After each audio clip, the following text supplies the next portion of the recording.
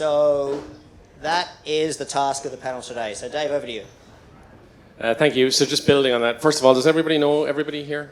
Do you want to introduce yourselves?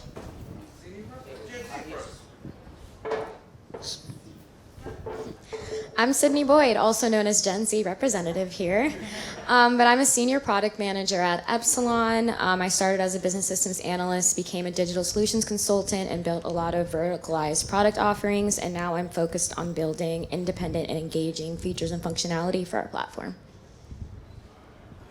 I'm Denis Hure. I'm the co-founder and CEO of Reward the World. We're a global digital reward platform. We are known in the market for having launched digital entertainment as a rewards, so instant redeemable rewards. And of course, by the nature of the rewards we offer, we attract the new generations. My name is Troy. I'm a founder and CEO of PointsYeah. It's a platform to help you guys redeem your miles, and we just launched it last week. And it's a mega search where you can search all the bank points and airline real-time rewards in 10 seconds. But I start off 20-something years ago as Gen Z, as a mouse junkie. And I was also a member of almost 100 programs.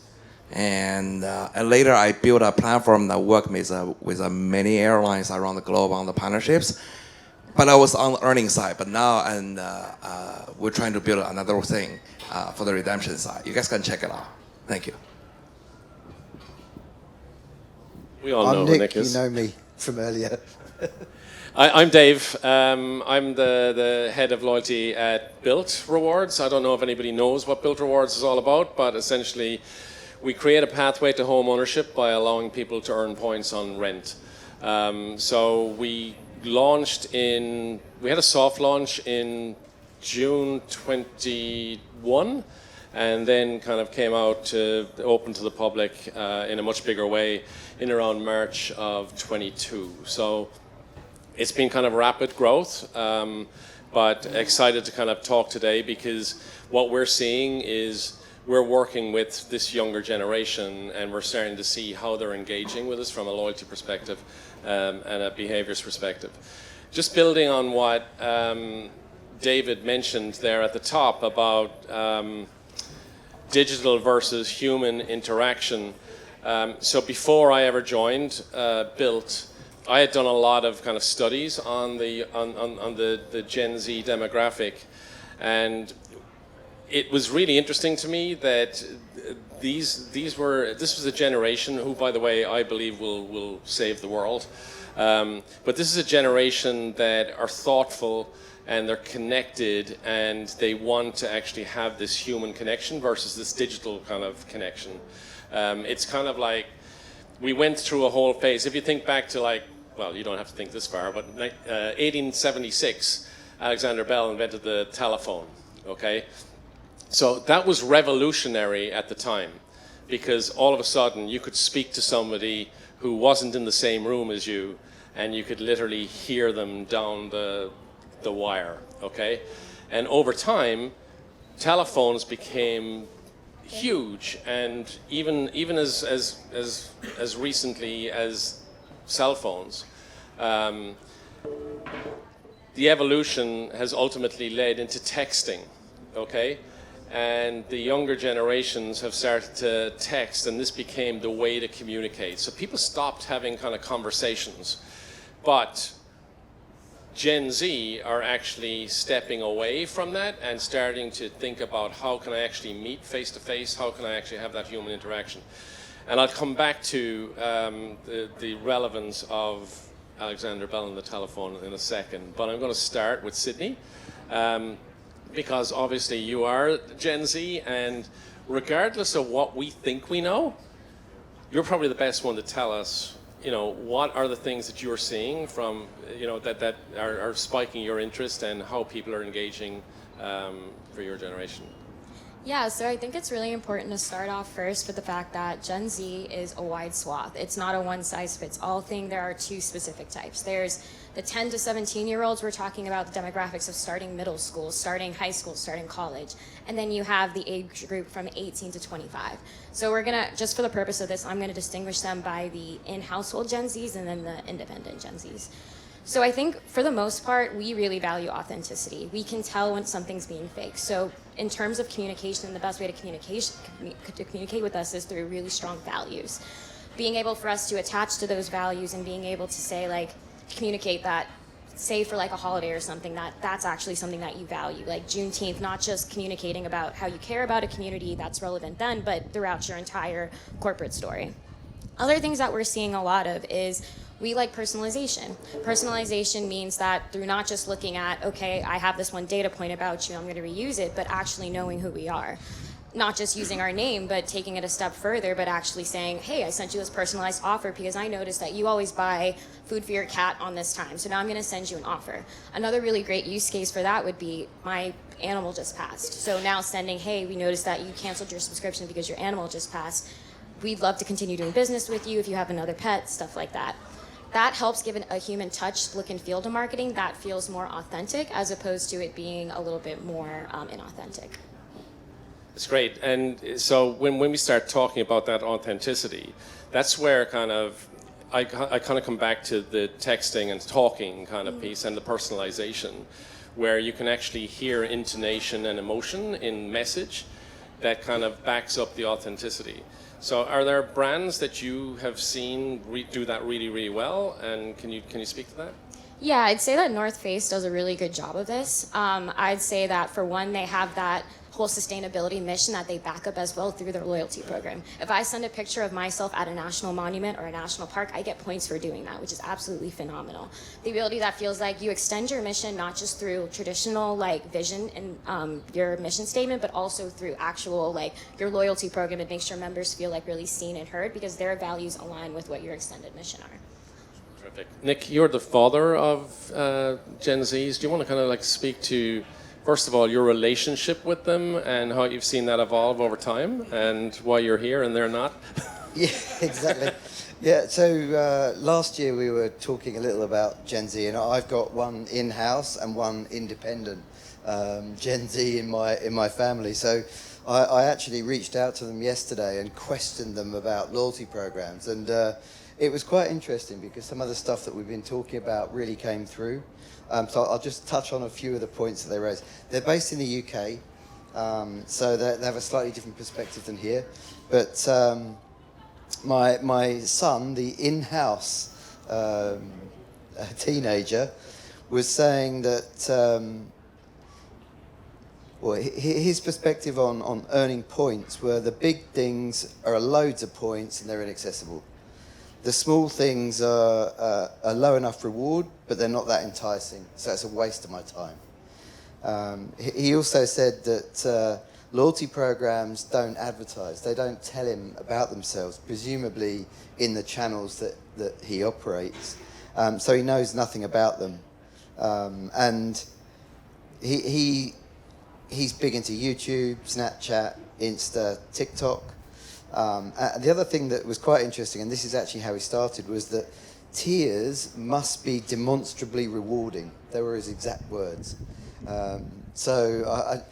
He's also a gamer, so I think that he probably associates a lot of his loyalty program and tiers with that kind of gaming mentality. But I was quite surprised at, well, how astute he is for one. But then it came to my daughter, who is a university student. So she's a big fan of Club Card, which is the Tesco grocer program, because it brings prices down and it delivers good deals and it's free. And I think that there's really something in that because of some of the recent changes to the grocer programs in the UK, because she followed up with, I've never seen the benefit of the points. So she doesn't care about the points at all. It's all about the deals and the instant gratification, what she can get now, and that's delivered to her.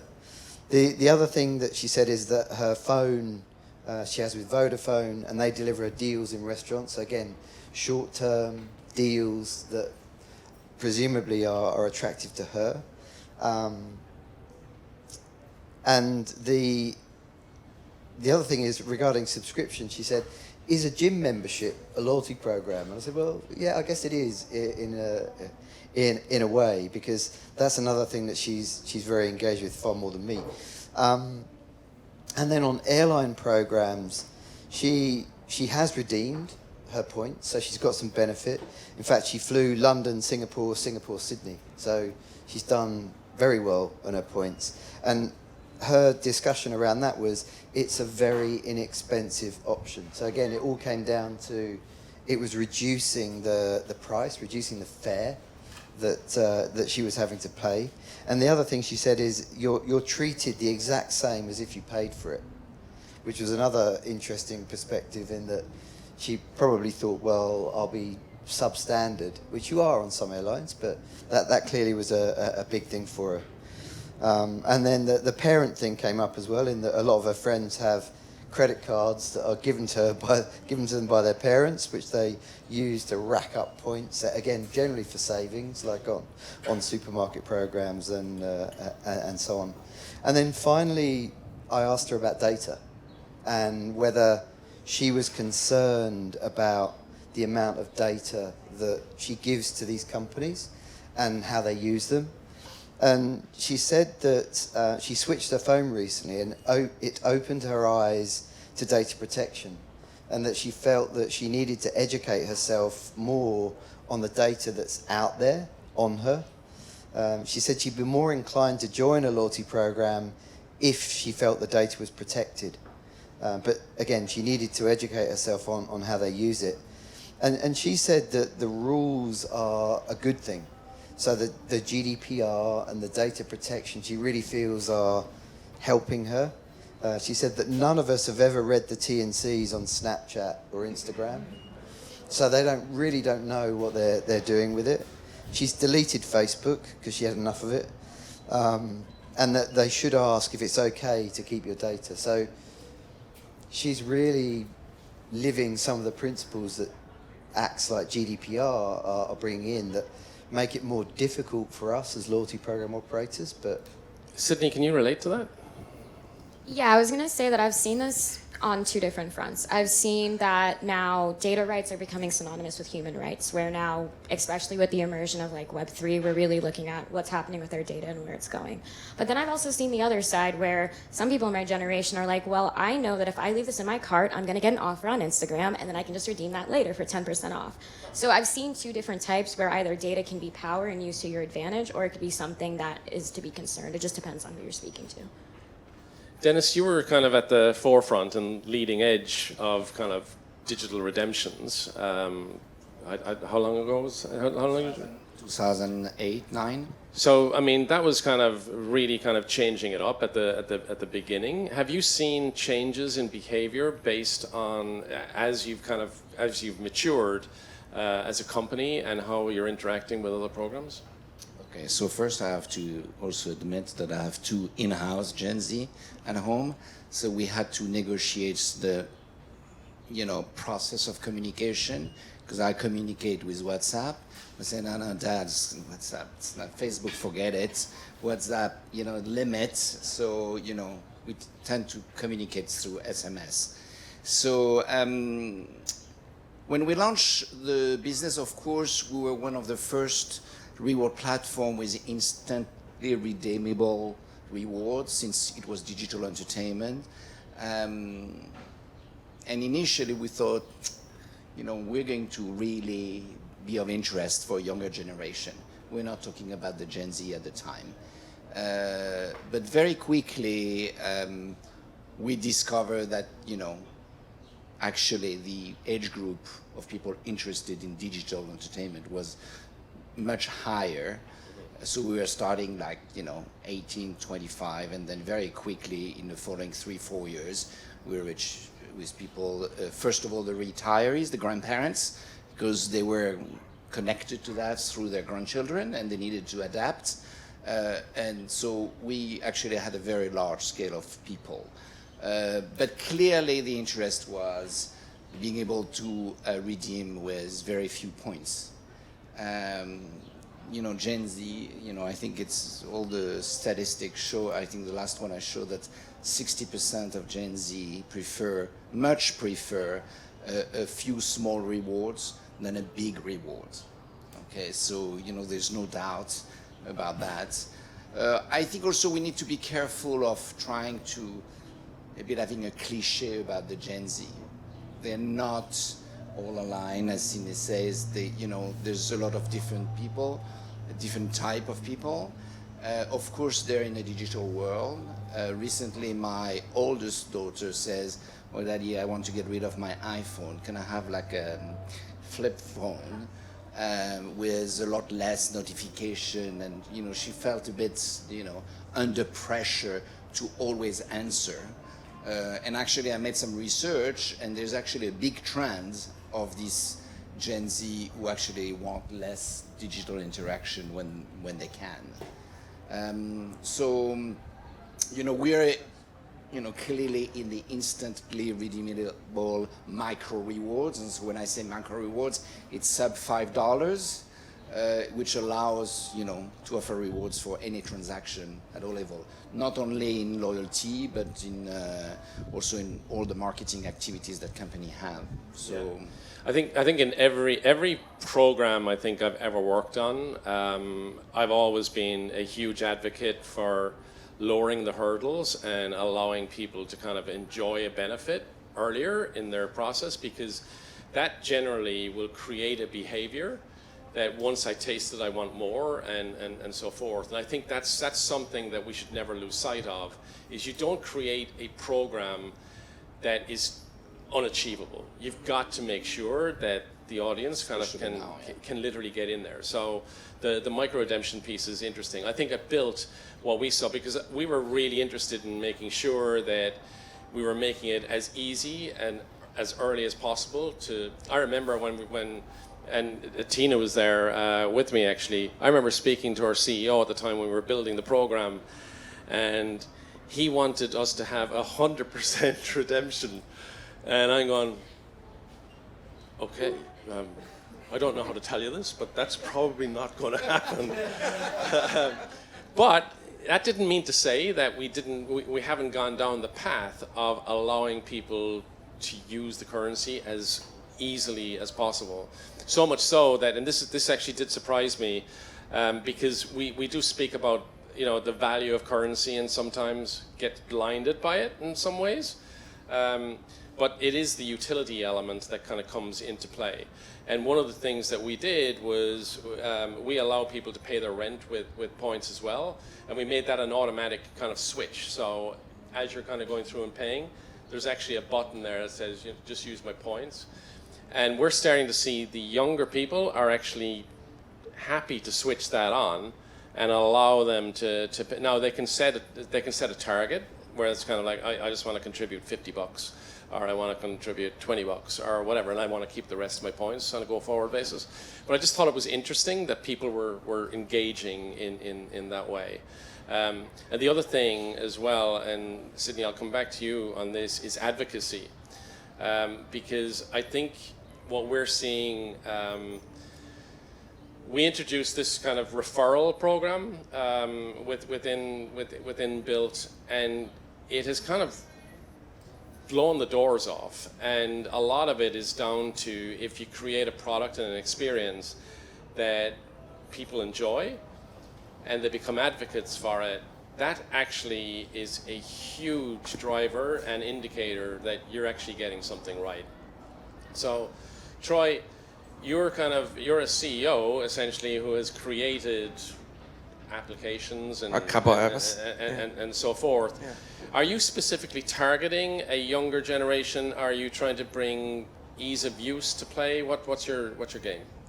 In the short run, I would say I'm targeting easy of the play, because it was more from airline perspective. A lot of people don't even know there are a lot of small rewards available for the airline ticket redemption now, like 6,000 miles, American airline miles from San Francisco to Miami. Most people probably don't know that. Yeah. And that's the initial goal. But obviously, as everybody, including myself, can start kind of lost a patient, we also want instant redemption as early as possible, as quick as possible. So then in the longer run, obviously those Gen Z, as they grow up, they will know that the airline miles can be used faster than, and they don't have a patient to wait for a long reward too. Yeah. One of the things that we've kind of invested a lot of time on at Built is creating kind of you essentially when you're starting out and building a brand, you need to kind of ultimately develop a trust and earn a trust from your users and your membership base. So one of the ways that we've done that is we create this in-house content that's basically an educational program to allow people to understand how easy it is to get the most value, not just from the Built program, but from all of our partner programs as well. Because one of the things that we started to understand or hear back was, I'm not interested in trying to do all the math and trying to figure out all of the rules and whatever. So what we've tried to do is kind of like break it down and make it easy for people to understand this is where you get the best value. That doesn't mean to say that they always go to the best value option, but it kind of comes back to what do I actually want in the moment in time. Is that fair? Is that fair? Yeah. Even for adult. For you? I used to chase the maximum value of everything. Now I'm just chasing the San Francisco to Las Vegas, the 7,500 miles flights. Okay. Dennis, the evolution that you've seen over time, do you see kind of like a plateau there or another evolution in? Well, it's difficult to, imagine the evolution, but there's something which is very clear is that the speed of technology evolution is totally linked to the mentality of the upcoming generation. Since we did this panel in a bit different way last year, I'm always interested to understand people and how they react.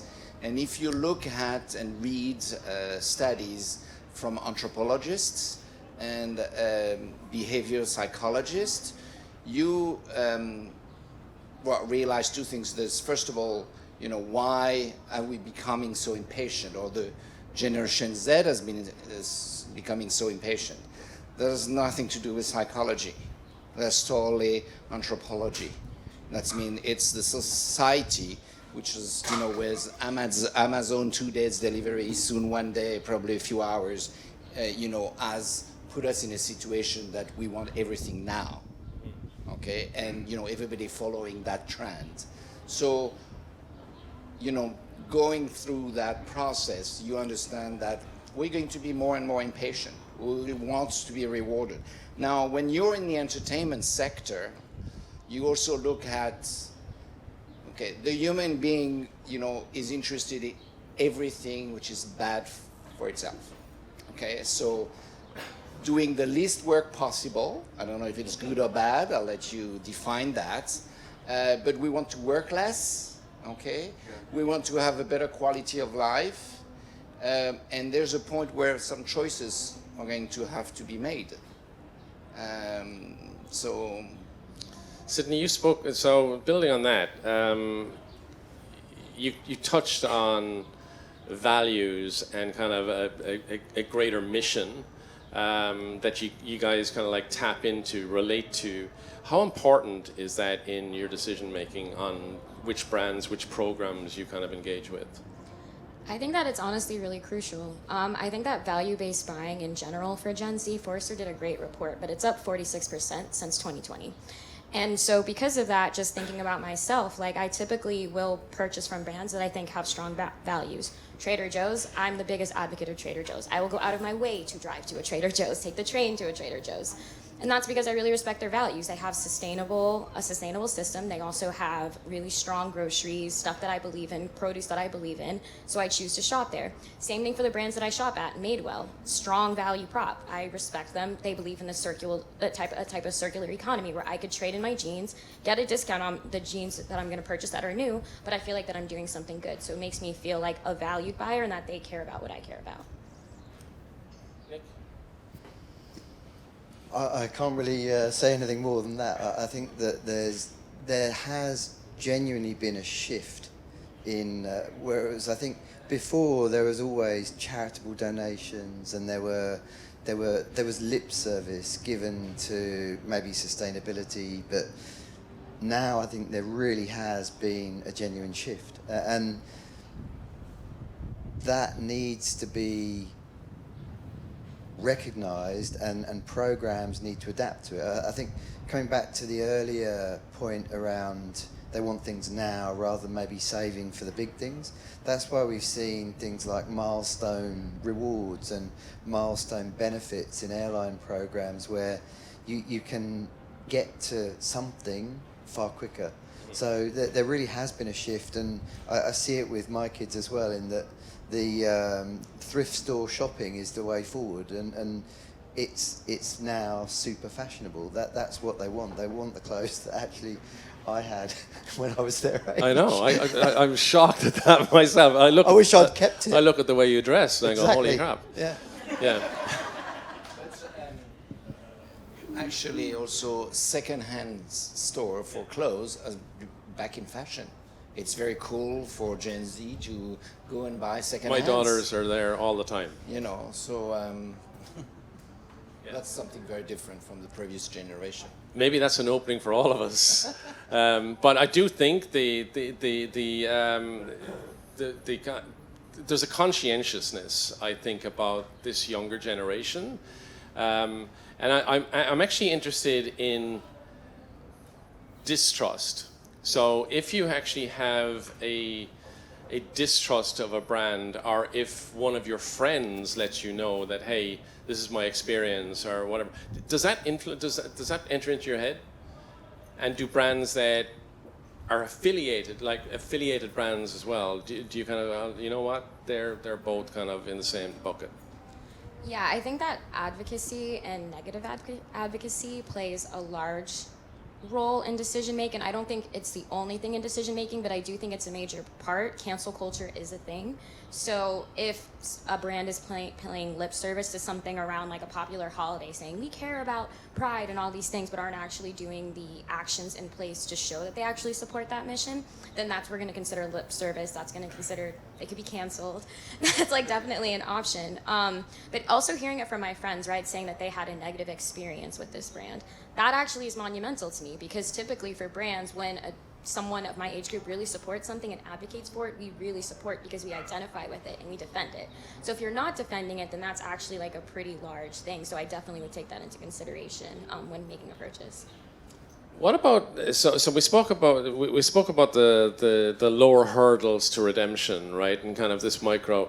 What about the actual soft benefits, the recognition elements? How much in play do they come in, do you think? It depends on how much I had to work for it. And I say that because I say that for a reason. If you're if it's like, oh, congratulations, thank you for signing up for our program, we're so happy that you signed up, like you're the best member ever, I'll be like, okay, like I gave you my email. But if it's something where it's like a badging structure, that's why gamification is really key here. If it's like a type of badging structure where I completed a series of steps, I have a stake in the game. Like Starbucks does a great job of this. I bought 3 matcha lattes, and now I get to redeem for something like 80 points or something. That's absolutely fantastic. I felt like I earned that. I went to the store and I bought it, I earned it. So it really depends. I wish you were around when I created the True Blue Badges program for JetBlue. That was amazing. Nobody else got it at that time. So we heard about the gaming, the gamification elements in an earlier panel. So I'm starting to see that come more and more to the fore here in the US, but what are you seeing on an international scale? Yeah, The beauty of this is that human nature underneath hasn't changed. And we all still, we chase that thing that's just in front of us. We love to be challenged, and we love to get stuff for free, and we actually love to get status.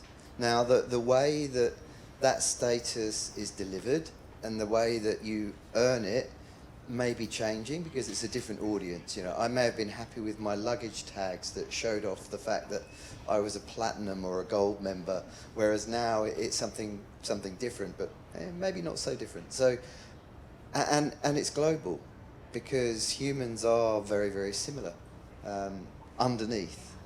So there's the same program you were talking about, Starbucks in the Philippines, that people go wild for a promotion that gives away a notebook every Christmas. And it's a basic stamp card program. Hopefully they've modernized it now and made it digital, but same concept. We love to fill that card and we get a reward and we feel great when we've done it. And then we one up on our friends and say, oh, I've already got mine. And so yeah, when we say it's a global phenomenon, I think there's some, signs which are across the board, but it's also really based on the culture.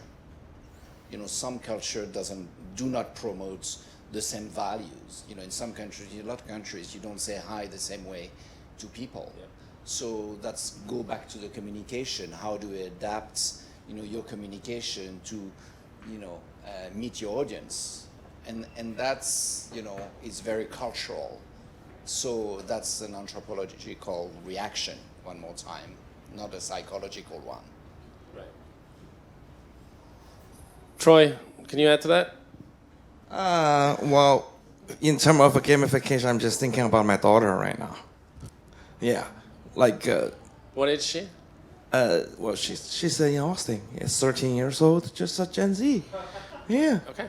And as far as I can remember, in terms of a game, I think it was Roblox. Everything can give her to earn the Roblox coins or something. Oh, will make her very motivated. I remember there was an app. It's kind of like a scan receipt stuff. Yeah, she registered multiple accounts with multiple email address and scan multiple receipts to get Roblox. My worst nightmare.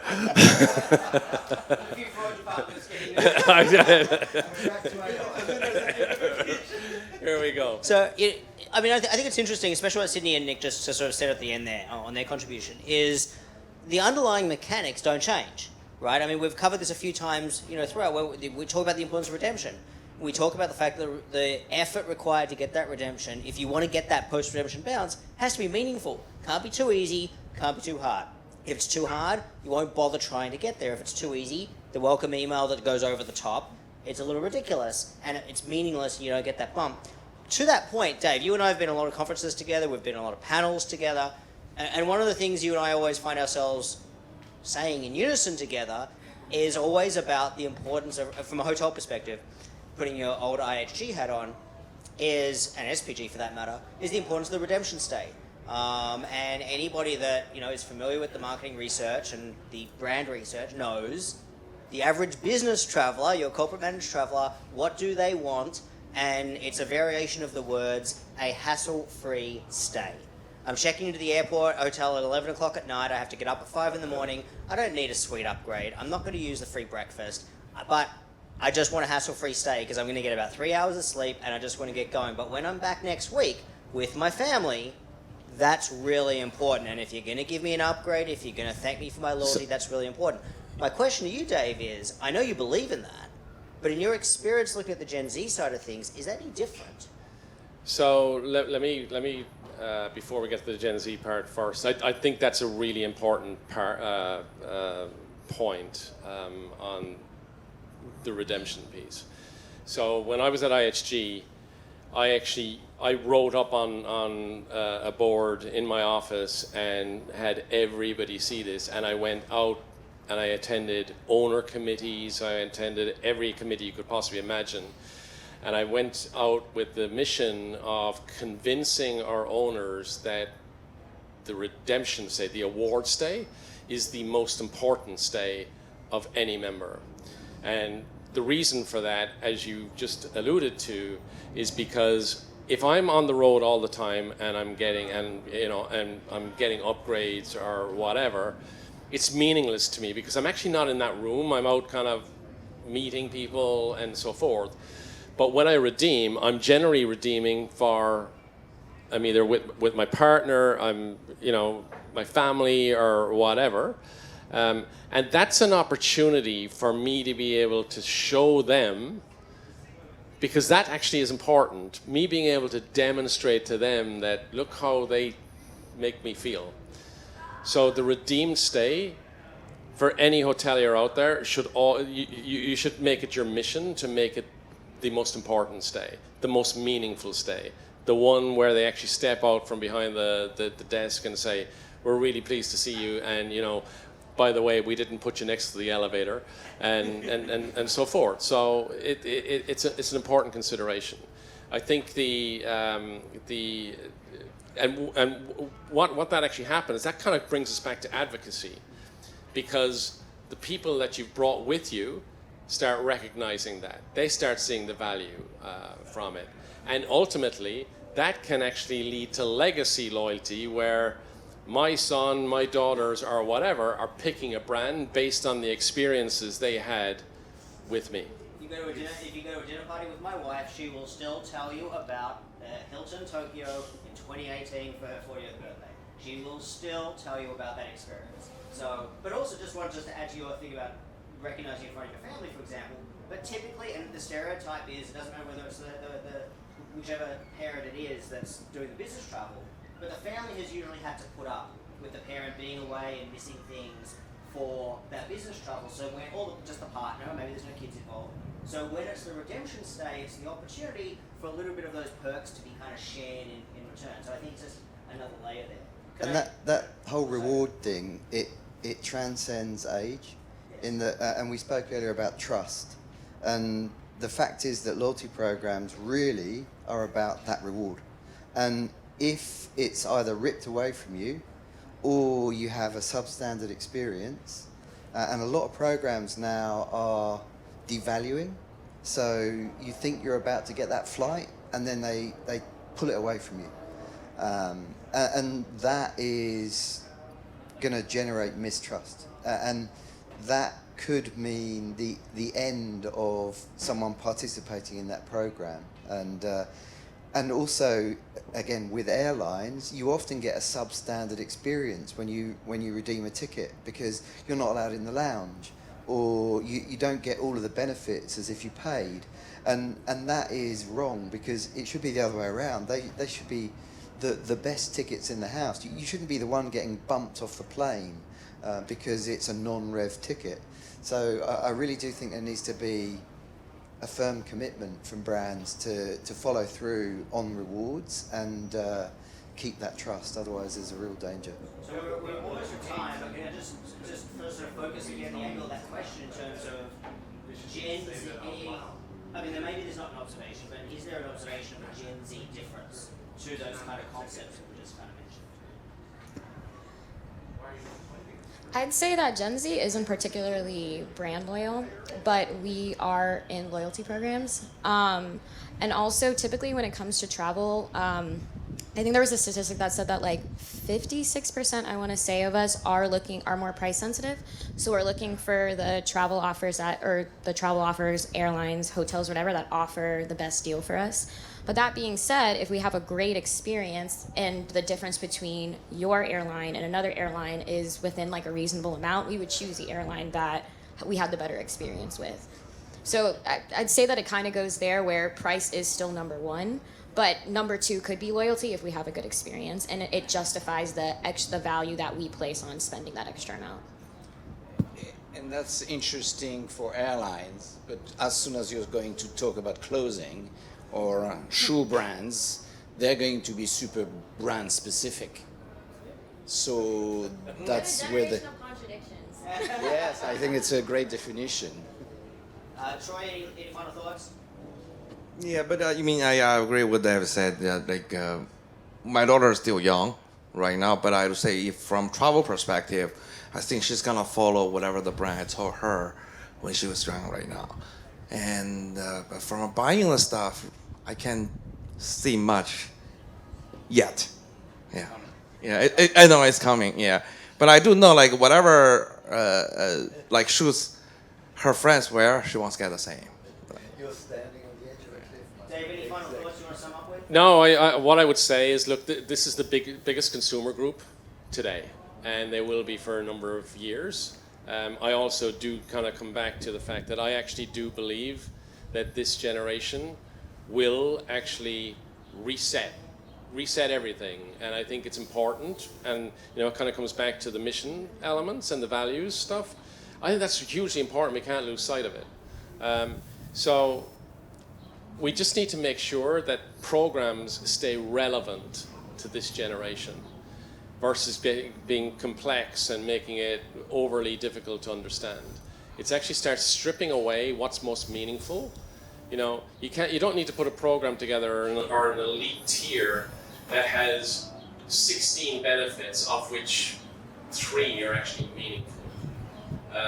So I would encourage program managers to think about it from that perspective, and just kind of stay in tune with feedback, because this generation will actually give you feedback if you ask, and I think it kind of comes back to that authenticity. They will let you know honestly what they feel. Time for one question, Kendall, quickly. Yeah, quick question. So I was just wondering if anybody's noticed with Gen Z, if there's any hesitation to sharing status and elitism, so like getting the top tier, sharing luxury, or if it's more sort of about the experience and appreciating what the elite status gets them, but not sharing it outwards, if that question makes sense. Because I think other generations want the top tier, I want to share that, but not being as flashy maybe, perhaps. Yeah, well, I think that no is probably the answer to that. I think that there's no problem with someone saying, look what I've got, it's better than what you've got. Look, I can do this, you can't because I got this deal, I got this benefit. So I think that bit is just the same as it always has been, in that, and in fact maybe it's even more now, because I want to share it to the biggest possible audience, the fact that I've got, I went on and I was able to buy the jeans that you couldn't get. That's my view. So you think it's stronger, elite status and sharing that and hitting the top tiers or getting the most exclusive? Yeah, I'd say that we definitely do, because social media posting is a thing. We'll put it, you might not post it on our real page, but we'll put it on our story, like, hey, I'm in the top 10% listeners for SZA. I got access to the American Express Lounge. Like cloud culture is a thing, so we definitely will post something that we think is like relevant. I did not know there was a name for that. But I think we have to wrap it up. But I just want to say, I think Nick sort of answered the question earlier, Kendall, when he sort of said the things are the same, but the actual, for example, earning status and all the rest of them, wanting to make achievements and all the rest, but the actual things might be different in terms of what they desire. So, for example, maybe the badge of honor of being a frequent flyer or flying 200,000 miles a year isn't something they show up on the rooftops anymore, but being a Sephora Rouge member is. Now that means you've spent $1,000 a year at Sephora, which, as I've discovered, is not hard to do. I don't know what's better. But let's move on from that. But I think what you said is right, and that they do want to show off still, just the same as the previous generations. But the things that they desire to do so might be different. I have to cut us off here because I know that we're going to keep going forever, but they are going to kick us out. And I got a flight. And Dave has a flight, and I promised him I'd get him out of here. They are going to kick us out, as much as we would like to all hang around here, but they're not going to open the bar for us. So, for those that don't have to go to Dulles right now, or wherever, my suggestion is that we go find somewhere where there are some adult beverages to consume, because it's a hot day and we should rehydrate and all that kind of business. And I'm sure that everybody's hanging around will be happy to continue a engaging conversation. Can I just very quickly say thank you all for coming. This is a new venue for us. This was a bit of an experiment for us. It's turned out great. I hope you've all had a great time. I hope you've enjoyed the content. Can I especially say a big thanks to David Slavic and Phil Rubin, hopefully they're here, for helping put the agenda together. Has been amazing. Scott, who's here, who is going to get the cattle prod out and get you all out the door in a moment. Go downstairs, enjoy the wine. There's wine downstairs. The bar is open downstairs. There we go. But Scott has been the main person behind the scenes who actually makes this work. Nice job.